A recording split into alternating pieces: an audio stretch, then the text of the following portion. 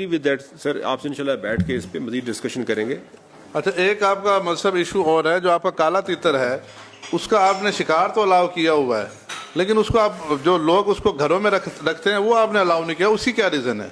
Sir तीतर 2007 में ना ये हो गया था बैन जी।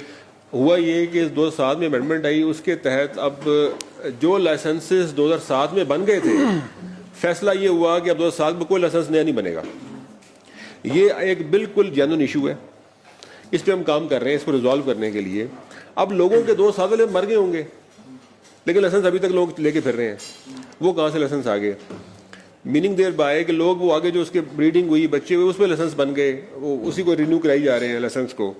तो सर इस पे हम पूरी पॉलिसी लेके आ रहे हैं, उसका एक मैकेनिज्म बना रहे हैं ताकि जो काला तीतर जिसके पास मौजूद है कैप्टिव में बाहर से ना पकड़ाओ, उसको अलाउ कर सकें।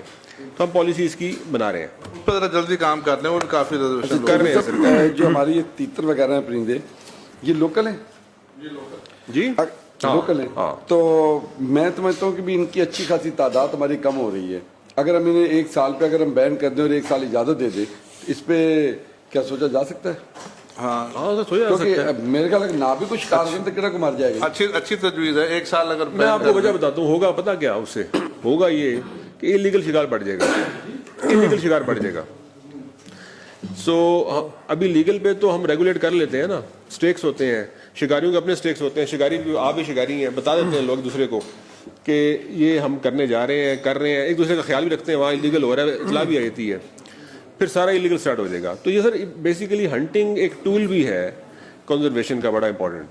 अगर हंटिंग को सही तरीके से इस्तेमाल किया जाए तो ये कंजर्वेशन का दुनिया में टूल के तौर पर इस्तेमाल होता है। तो मेरी राय तो ये है कि हमें रोकना नहीं चाहिए, इसको रेगुलेट करना चाहिए, फैसिलिटेट करके पॉपुलेशन को बढ़ाना चाहिए, ना कि इलीगल शिकार से मजीद कम हो जाए। सर यहाँ पे एक तो फिर इसी में अगर मैं आपसे ये कहता चलूँ इसी कि हमने जो परमिट इशू करते हैं, लाइसेंस इशू करते हैं, अगर हम उनकी फीसों को इंक्रीज कर दें, अगर ये हमारे जो शिकार के मेरे ख्याल जो परमिट इशू हो रहे हैं, कुछ 600 रुपये में कोई उनकी कॉपी बन रही है दूसरी, तो वो अगर हम उनमें कोई 25-30 हज़ार रुपये अगर कर दे, तो मैं समझता हूँ कि हर आम बंदा पर उठा के ये नहीं कि शिकार कर लेगा।